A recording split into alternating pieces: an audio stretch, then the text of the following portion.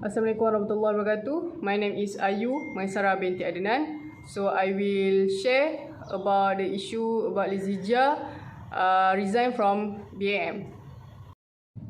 I will start with Lizija background. Okay, his name is Lizija. He was born on 29 March 1998 at Alustar, Kedah. He is a Malaysian professional badminton player. He was the men's single gold medalist at the 2019 SEA Games and won his first BWF Super 1000 title at the 2021 All England Open. His highest ranking is number 2 and his current ranking is number 14 in the world. Okay, for the issue, on January 19, 2022, news broke that Lizija had resigned from the Badminton Association of Malaysia, which is BAM, to turn professional.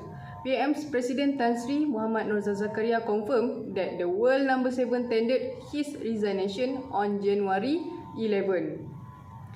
Because of the resignation, Lizija, who recently quit the Badminton Association of Malaysia, has been slapped with a 2-year ban by the national teams. BAM has reached the decision to not register him for any tournaments for the period from 18 January 2022. This incident is the result of conflicting interests between athletes and the sport governing body. It is symptomatic of the wider malaise and angst of our athletes, as there's an imbalance of bargaining power. Athletes are always at a severe disadvantage. Okay, for opinion. In my opinion, for Lizija, he said he want to quit from BM because of 3 factors. First is too much pressure. Second is he wants to have his own sponsorship, and the last one is he wants to have his own training teams and make own decision to select which tournament he wants to join. Okay, for me, I think I agree with his decision, because if he stays with BM, he cannot achieve his ability and his best performance, because he has always been shadowed by the one and only our Datuk Lee Chong Wei. And it will put a lot of pressure on him to perform well in any competition. Second is his decision to quit from BM because he wants to make his own decision to select which tournaments he want to join. In my opinion, for this reason, Lizija do a good decision because he knew about his ability, his strength and his stamina. If he is in BAM, he needs to join all the tournaments and it will make him feel too tired to perform well in every tournament. Next, if I look on the other side, which is BAM side, I also understand why BAM gives a punishment to Lizija. It is because BAM has already trained and taken care of him since Lizija was 13 years old. Lizija has been with BAM for 10 years and in 2022, Lizija already ranked number 7 in the world. Then Lizija is the number 1 player. So when Lizija resigned from BAM, they needed to find another player to train to be a champion. It will take time to get a good result and good players. However, I don't agree with BAM banning Lizija for 2 years. It is because it will ruin Lizija's performance and career.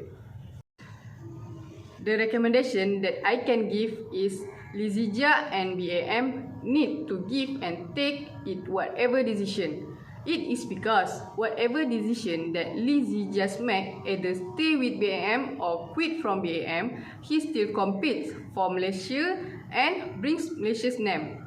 Besides, BAM needs to support any player's decision because all players know their limit and ability. Lastly, right now in the badminton world, Malaysia is one of the respected countries. So athletes and any association need to protect the good name of the Malaysia. Assalamualaikum and good morning. My name is Shafika Akila binti Sharudin. So today, the issue that I will present to you is about Lee Chong Wei that has been banned for 8 months because of doping by the Badminton World Federation. So, Lin Choi is known as a Malaysian former badminton, and he is turned 41 years old this year. He also have a lot of achievement in his badminton career, which is he has won a gold medalist in the Commonwealth Game in years of 2010, 2006 and also 2018. He also has won 69 titles in his professional career, which is badminton. Next, I will critique the issue Lin Choi with the Badminton World Federation. The first one is lack of transparency, which is the first issue is the initial report. While it was widely believed that Lin Choi was the player who tested positive for dexamethasone, the identity of the shuttler was not officially revealed. This is lack of transparency creates confusions and undermines the integrity of the process. The second one is the delayed testing of B sample, which is Lin Choi had to travel to the Norway to witness the testing of his B sample after the A sample had already tested positive. This delay in testing raises concerns about the handling of the sample and the overall efficiency of the process. It should be fairness and accuracy. The third one is suspicion and hearing, which is the BWF has confirmed Lin Choi temporary suspicion from competing based on the apparent anti-doping regulation violence. However, the hearing was held almost 5 months later in April 2015. This delay in holding the hearing can be seen as a lack of resolving the case. The fourth one is backdated ban, which is the Lin Choi is received an 8-month ban, which was backdated, raises question about the consistency and fairness of the punishment. He is had no intent to cheat the game, but the punishment might be seen as the violation of anti-doping rules. The fifth one is inconsistency in the medal stripping. Lin Choi was stripped of his silver medal in 2014 World Championship, but he can keep the bronze medal in the Asian Games. So this shows that the medal has raised concern about the consistency and transparency in the decision-making process. Lastly is the recommendation that I will recommend to the all athletes.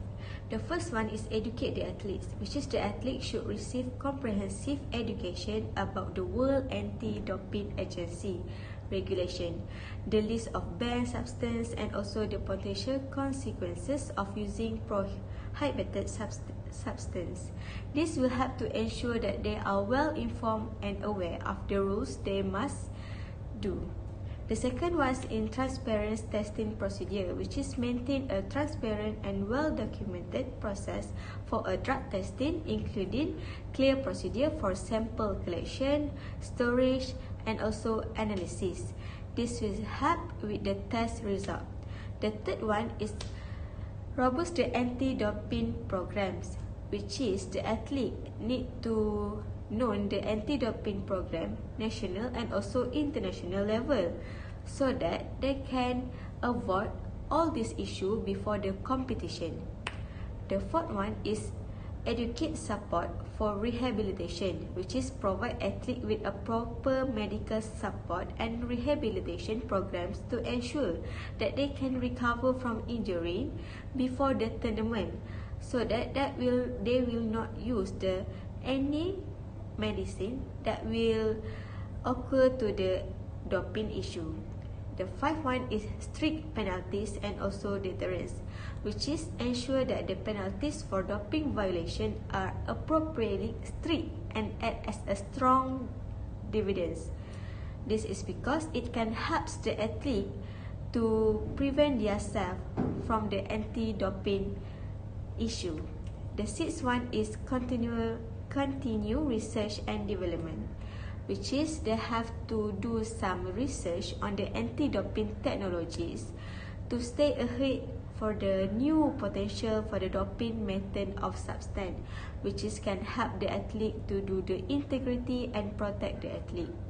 And then we also encourage a culture of clean sportsmanship, which is promote a clean sportsmanship athlete among the athlete, coaches, sport organisation, and also the important one is do the fair play, honesty, and also integrity for all the sport that had during the competition.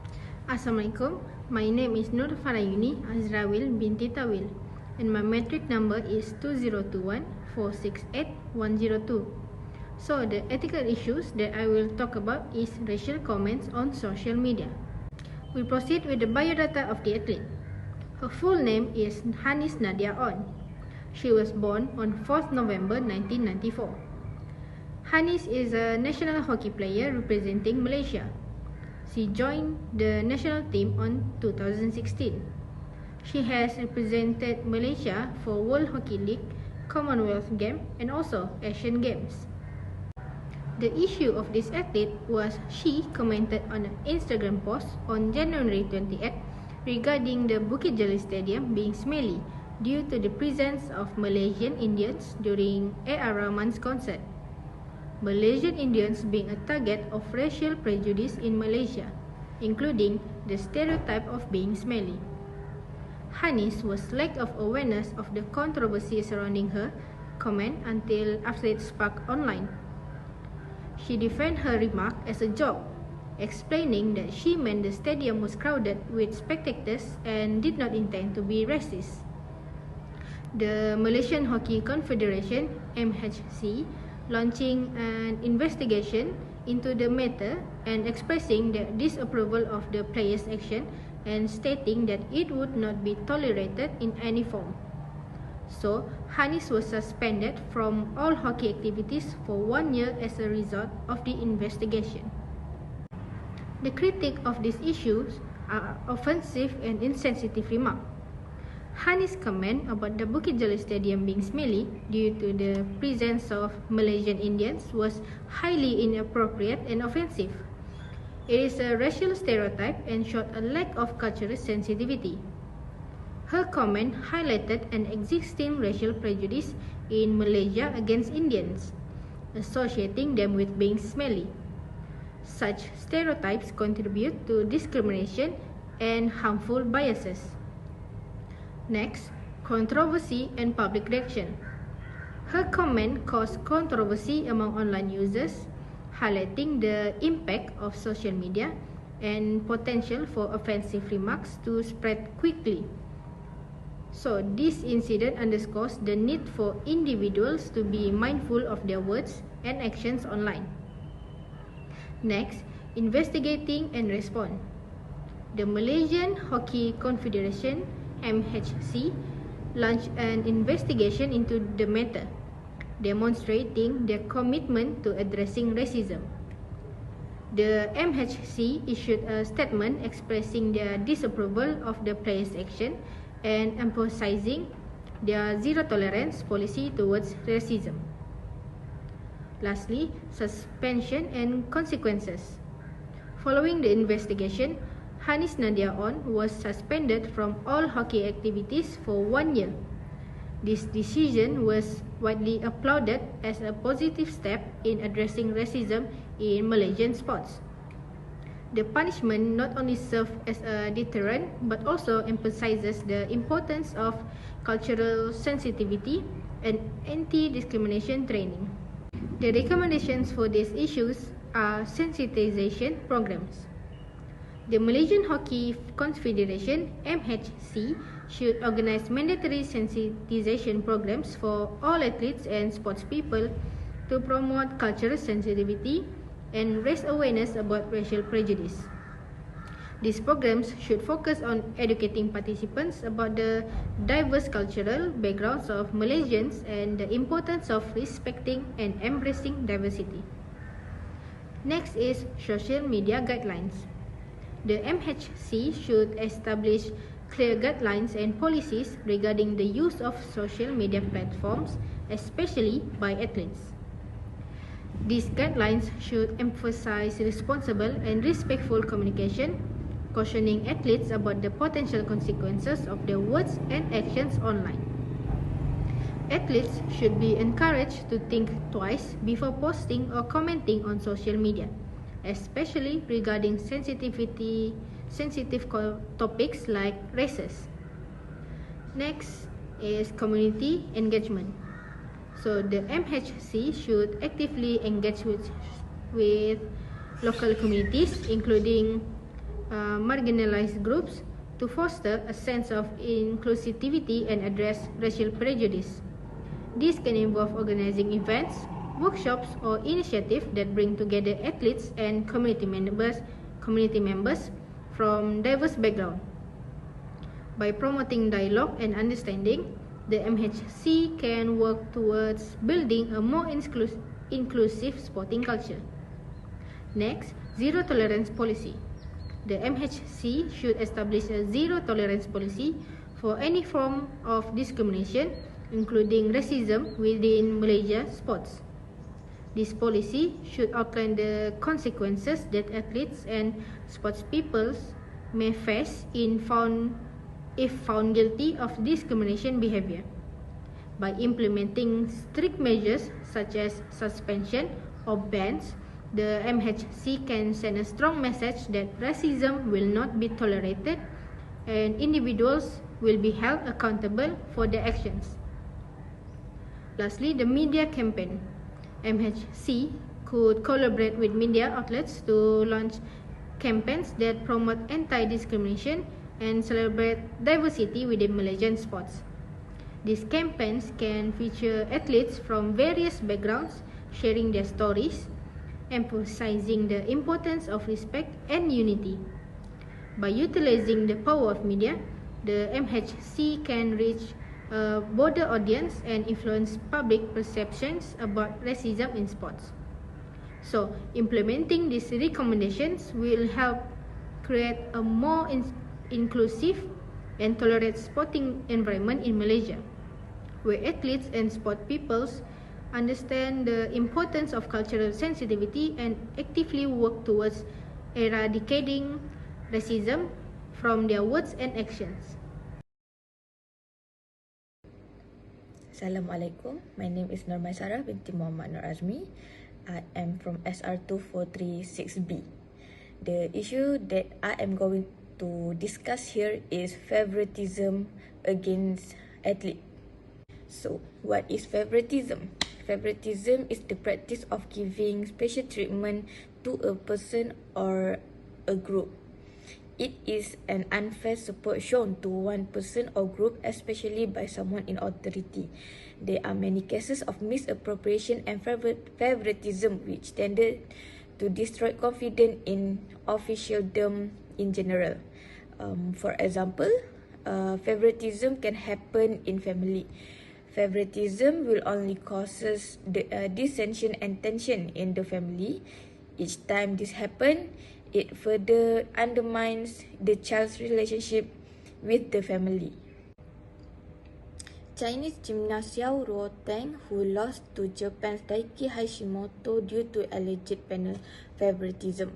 Xiao lost the gold to 19-year-old Hashimoto by falling 0.4 points short of his 88.465 score. Xiao made a steady landing in vault while Hashimoto made a shaky landing with 1 foot out of bounds, leaving Xiao 0.2 points ahead. However, Xiao supporters believe he should have been given higher marks. Xiao Ruoteng said in one of his interviews, everyone in the world has different opinion. Athletes have theirs too, and it was great to get the recognition from supporters. But I hope people don't attack other athletes who have fought hard for their part.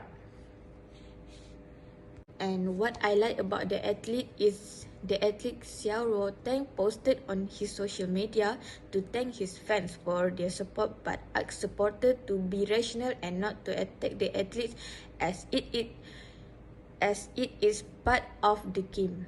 One of the internet say, You are the champion in my heart. Great athletes have superb skills but also excellent and admirable work ethic and character, and you have them all. On to the next issue. What we have here is Aljamain Sterling's coach believe the UFC show favoritism to lightweight champion Islam Makhachev. Now let's continue. What makes the Sterling's coach angry is Aljamain Sterling's next fight is less than ideal. Ray Longo, who is Sterling coach, is speaking out concerning his fighter being forced into defending his title once again in UFC 292. Aljamain Sterling is currently battling a bicep injury but will persevere in order to defeat Sugar on August 19th. Longo spoke in Annie and Florian podcast about the issues and said Makhachev, who hasn't fought in a year, but why UFC forced Sterling to fight in 2 months. From the article, I can see the favoritism between the UFC and the athletes. Sterling also needs to recover from bicep injury, but they rushed him to fight in 2 months. And that's where Longo has a problem because he likes fairness and transparency of everybody's going through the same things. Now let's move to the last issue with me. In the article said, refrain from practicing favoritism, coaches reminded. In Kota Kinabalu, Youth and Sport Minister Dato' Elron Alfred Angin has reminded coaches under the Sabah Sports Council SSC to refrain from practicing favoritism and looking for personal interest when carrying out the duties. He stated that coaches must be strong in their decision and refrain from treating any individual athlete more favorably than others in order to avoid creating an unhealthy training environment. Now, why is favoritism is bad? It could result in negative emotions such as exhaustion and low work motivation. Secondly, it will confuse other players and makes them second guesses if they are not good enough to play the sport, which can cause stress and pressure. And lastly, it can cause a long-term effect such as low self-esteem and self-confidence issues. Thank you for listening to our presentation.